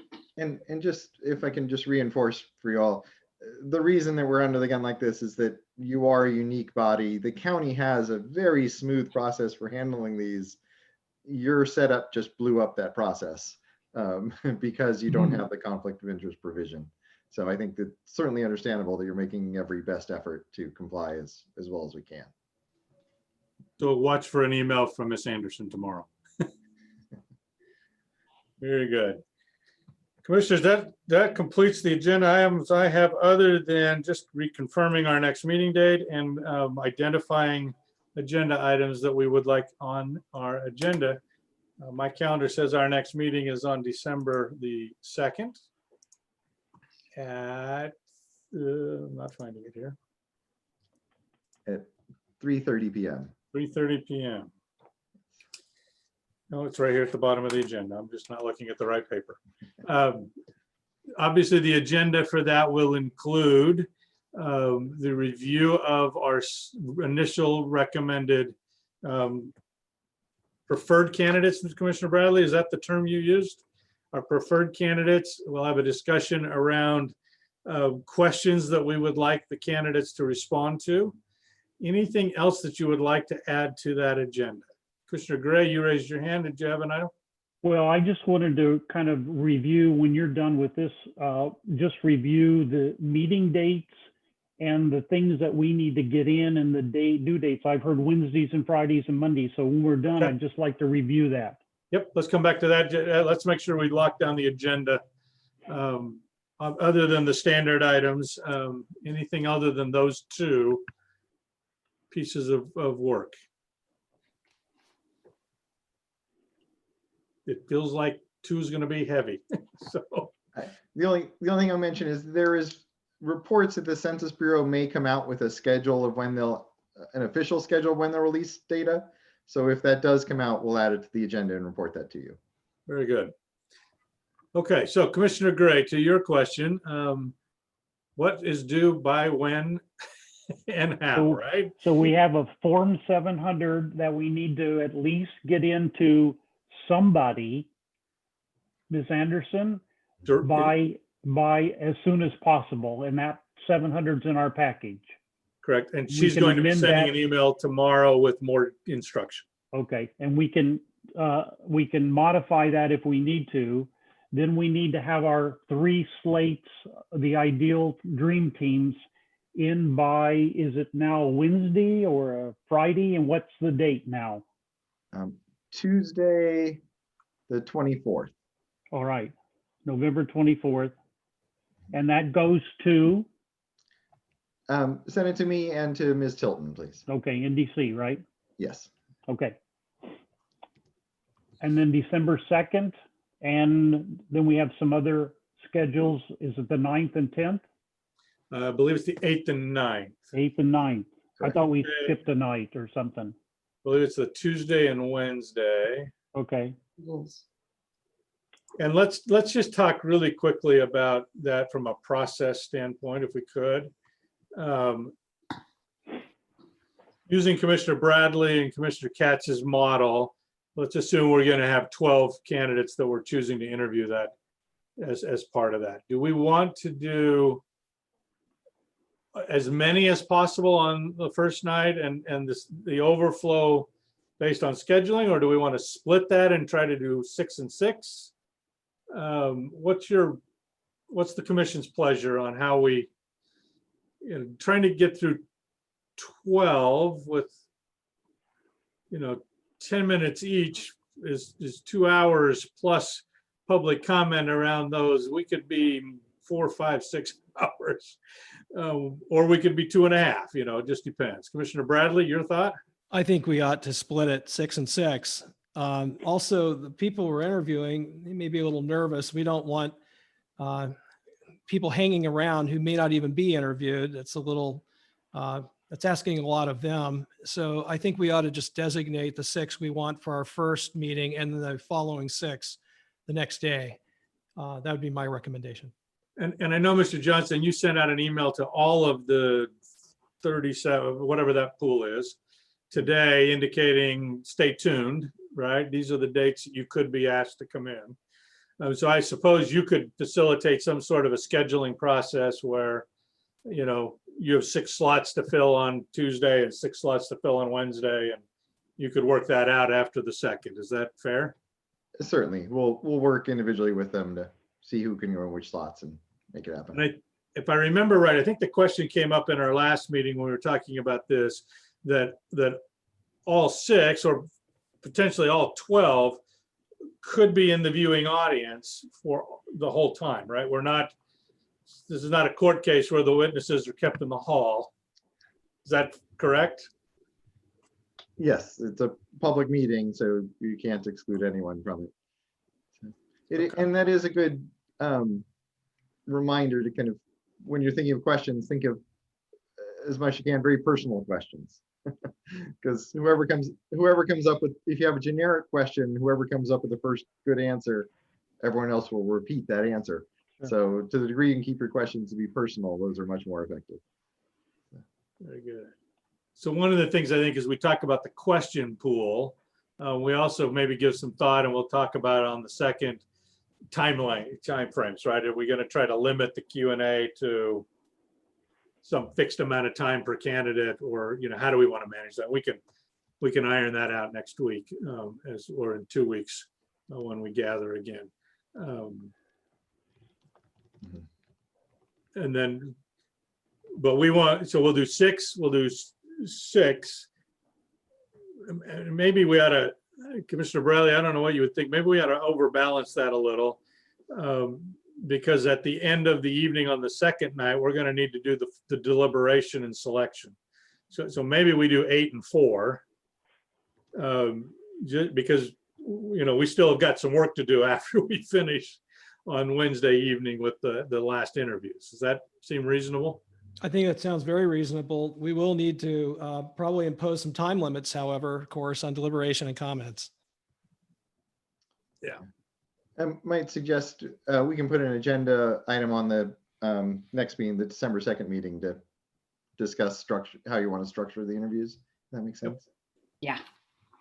so after that, when's our next meeting afterwards where we're going to announce on the 9th and who we've picked, is that correct?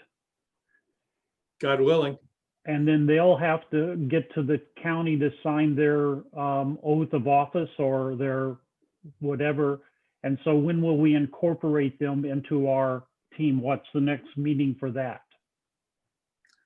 I don't think we've agendized anything, but I would expect it would be after the first of the year at that point. I think at that point we've met the time sensitive requirements and we can proceed at a more normal pace for a while. Any other items good of the order? Folks, anything we have not covered today that we need to? Commissioner Gray. I guess I just want to, I have some concerns that, are we going to do a matrix on the 8th and then just keep that silent to ourselves? And then we're going to do a matrix of the first 4 people on the 9th. And then we're going to try to figure, that process seems convoluted rather than just doing the interviews and then we have time to maybe consider it and then meet in another time. That's my concerns, I guess. It seems like we're crushing the 8th and 9th. We want to decide, but we have just 1.5, meetings to decide who we're going to pick 6 from rather than doing 6 and 6 and then meeting the next week where we've had time to decide who the top 6 of the 12 would be based upon whatever matrix we want to use, just throwing it out as a possibility. And I think that's the detail we'll iron out on the 2nd. Okay. What that full process looks like. But yes, Commissioner Gray, I think what we're currently envisioning is, we're hanging around on the 9th until we're done. Okay. But we could change that when we spell it all out in 2 weeks.